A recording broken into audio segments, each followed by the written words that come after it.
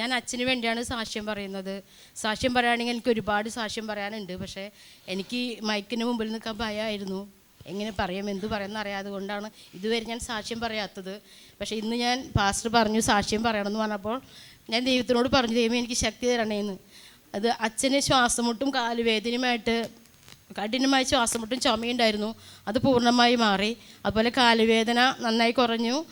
കഴിഞ്ഞ 2023 കഴിഞ്ഞ വർഷമാണ് ഞങ്ങൾ സ്നാനം ഏറ്റത്, ഞാനും അച്ഛനും അമ്മയും. അതിന് എനിക്കൊരു പ്രശ്നം ഉണ്ടായിരുന്നു. അതുമൂലമാണ് ഞാനിങ്ങനെ സ്നാനം ഏൽക്കാൻ മുന്നോട്ട് വന്നത്.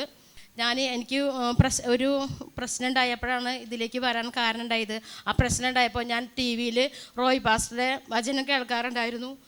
അങ്ങനെ ഞാൻ കേട്ടുകൊണ്ടിരിക്കുമ്പോൾ ഞാൻ പാസ്റ്റർ ഈ സഭയിലേക്ക് വരുമെന്ന് ഞാൻ പ്രതീക്ഷിച്ചിട്ടില്ല.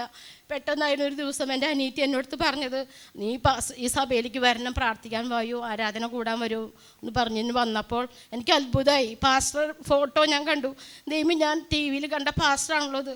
എനിക്ക് സന്തോഷം കൊണ്ട് എന്താ പറയുക അറിയില്ല. ഞാൻ അനിയത്തിയോട് പറഞ്ഞു, ഈ പാസ്റ്റർ വചനം ഞാൻ എന്നും കേൾക്കാറുണ്ട്, എൻ്റെ മനസ്സിലേക്ക് തട്ടിയതാണ് ഈ പാസ്റ്റർ. എനിക്ക് ഒരുപാട് എന്താ പറയുക, അങ്ങനെ എനിക്ക് ഈ പാസ്റ്റർ ആരാധന കൂടുന്ന എൻ്റെ മനസ്സിൽ ആഗ്രഹം ഉണ്ടായിരുന്നു. പക്ഷെ ഇവിടെ എന്നെ എത്തിച്ചേർത്തു ദൈവമേ നന്ദി, യേശുവേ സ്തോത്രം. ഇനിയും ഒരുപാട് എനിക്ക് സാക്ഷ്യം പറയാനുണ്ട്. പക്ഷേ ഒരിക്കലും ഞാനിത് പറയും, ഇനിയും ഒരുപാട് പറയാനുണ്ട്.